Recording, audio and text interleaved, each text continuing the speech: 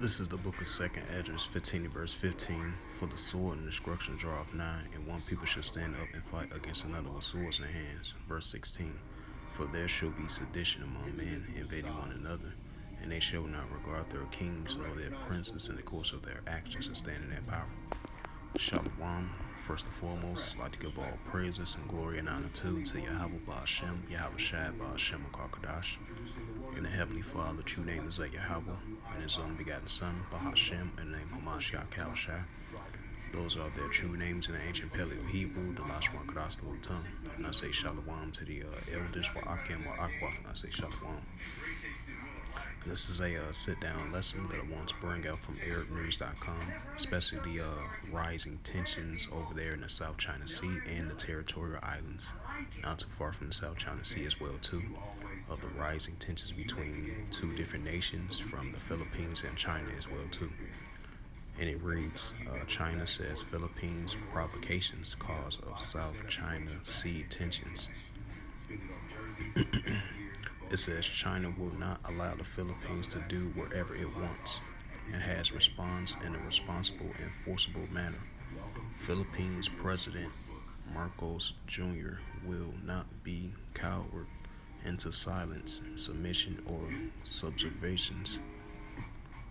It says China on Thursday blamed Philippines' actions for recent rising tensions between the two sides in the hotly contested South China Sea. The provocations by Philippine side are a direct cause of the recent heating up the South China Sea issue. A statement from the Defense Ministry reading adding, China will not allow the Philippines to do whatever it wants and has response in a reasonable and forceful manner. The Philippines will implement countermeasures in quotation reasonable and illegal, coercive, aggressive, and dangerous attacks by the Chinese Coast Guard and maritime military in the South China Sea. President Marcos Jr. said on Thursday, we see no effect with any nation, more so nations that purport and claim to be our friends, but we will not be cowered into silence, submission, or subversives. Marcos said in a Facebook, if I pronounce those words right, it says he did not specify that the countermeasures would be maybe economic sanctions. I'm just guessing, might throw it out there. It says the Philippines has been furious in the past year of what it calls the repeated aggression by China's Coastal Guard and allied fish vessels around disputed futures located in the Manila's 200-mile exclusive economic zone, which they are economic partners with the United States as well too, and Australia. It says the latest flares up occurred last week when China used water cannons to disrupt another Philippine resupply mission to the second Thomas Sowell for soldiers post to Coastal Guard warship, intentionally grounding a REF 25 years ago.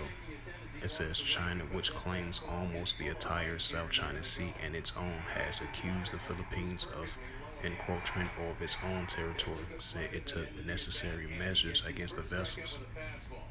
China warned the Philippines on Monday to behave cautiously and seek dialogue, which I highly doubt that's going to happen, not anytime soon, seeing their relations were at a crossroad as confrontations between their coastal guards over maritime claims worsened tensions. Marcos said he met his defense and secretary officials have been in communication with friends in the international community, and they offered to help us on what the Philippines required to protect and secure. And I remember, like a couple of months ago, I remember the United States had warned China over the Philippines as well too. It says they have offered us on what the Philippines require to protect us, secure our sovereignty, sovereign rights, and jurisdiction, which ensures peace and stability in the Indo-Pacific. Marcos said the deterioration in relations with China comes at a time when Marcos seeks to deepen defense ties with the United States. It says he have increased U.S. access to Philippines base and joint exercises have been expanding to include sea and air patrol over the South China Sea, vexing Beijing. The U.S. Defense Secretary Lloyd Austin on Wednesday reaffirmed Washington's commitment to the 1951 Mutual Defense Treaty with the Philippines and criticized a dangerous China action at the second time in Seoul.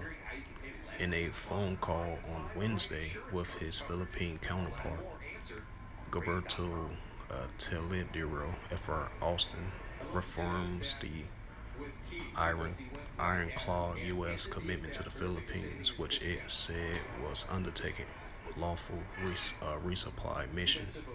It says the Philippines U.S. treaty binds both countries to defend each other if under attack and includes coastal guard, civilians, and military vessels in the South China Sea. Second Esdras 15 and verse 14, woe to the world and them that dwell therein. Second Esdras 15 and verse 15, and it reads again, for the sword and the destruction draweth nigh, and one people shall stand up and fight against another with swords in hands. Verse 16, for there shall be sedition, right? Sedition among men, right? Especially these two nations, the Philippines and China, over the South China Sea and the territorial islands not too far from the South China Sea. It says, for there shall be sedition among men, hating one another. They shall not regard their kings nor their princes, and the course of their actions shall stand in their power.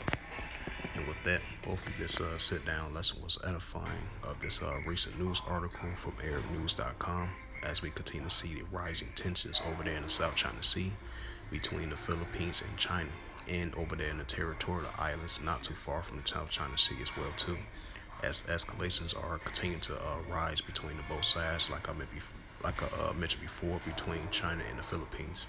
As it says again, China says Philippines provocation cause of South China Sea tensions.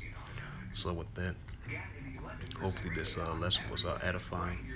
I'd like to give all praises and glory and honor to Yahweh Ba'Shem, Yahweh Shai Ba'Shem Akakadash. Shalom to the elders, Wa'akim Wa'akwaf, and the Heavenly Father, true name is Yahweh, and His only begotten Son, Bahashem, in the name of Mashiach Yahushai. Those are their true names in the ancient Paleo Hebrew, the last one Kadas, the whole tongue. And I say Shalom to the elders, Wa'akim Wa'akwaf. Until next time, I will say Shalom.